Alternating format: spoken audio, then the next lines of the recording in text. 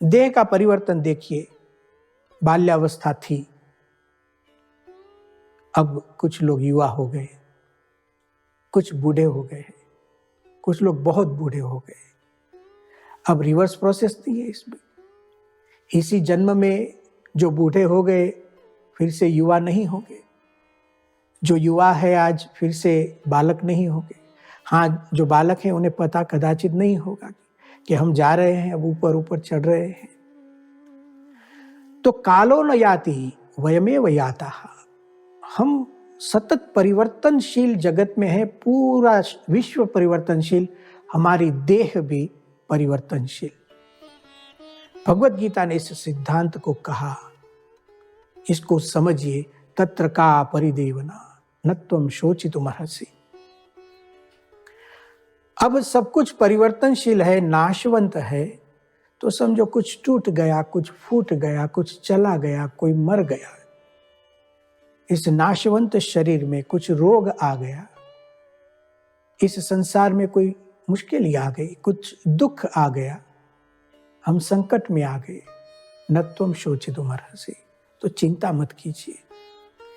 विश्व का स्वरूप समझ कर रखिए, माया का स्वरूप समझिए, प्रकृति का स्वरूप समझिए।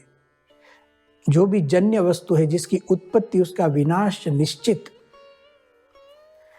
देखिए, गीता ने पहले ही कह दिया है, आत्मा का जन्म नहीं है। न जायते म्रियते वा नायं भूत्वा भविता वा न भूयः अजो नित्यः शाश्वतोयं पुराणो न हन्यते हन्यमाने शरीरे। स्पष्ट पहले कह दिया। आत्मा की नित्यता का उपदेश पहले दिया और फिर कहा जगत नाशवंत है। तो जो कुछ भी टूटता है, फूटता है, वह तो आत्मा नहीं है, चेतन वस्तु नहीं है। और जड़ को तो टूटना ही है, फूटना ही है, एक दिन चले ही जाना है, उसका विनाश होना ही है। हमारे ब्रह्मानंद स्वामी, स्वामीनारायण भगवान के समय उनके ही दीक्षित एक संत थे, उन्होंने अद्भुत एक बात लिखी है। ज्यों जल माही लकीर परिसो टली के टली के टली के टली है, ज्यों मिसरी पय माही परिसो भली के भली के भली के भली है।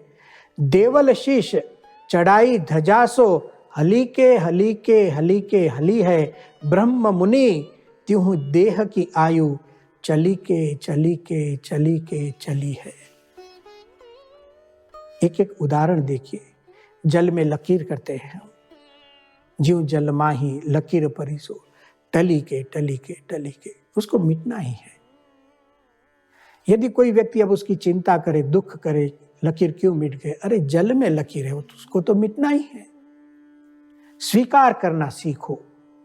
ब्रह्म मुनि कहते हैं, ज्यों मिसरी पयमाही परिसो भली के भली के भली के भली। हम शक्कर डालते हैं, शर्करा दूध में, जैसे ही डालते पिघलना शुरू हो जाता है। भली के भली के भली के भली है। देवल शीश चढ़ाई धजा सो हली के। अब ऊपर धजा लगाई तो अब तो हवा आएगी ही, उसको हिलना ही है। इस तरह ब्रह्म मुनि त्यों देह की आयु, यह जो मनुष्य शरीर है, यह जो देह हमें मिली है, उसकी आयु चली के चली के चली के चली है। एक दिन जाना निश्चित। क्या तन मांझता है, एक दिन मिट्टी में मिल जाना। गुरु हरि श्री प्रमुख स्वामी जी महाराज वारंवार इस पद को गाते थे और समझाते थे।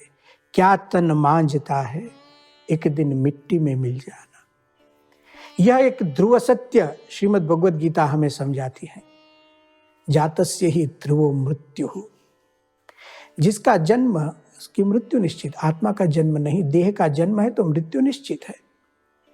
वो तो चक्र चलते ही रहेगा।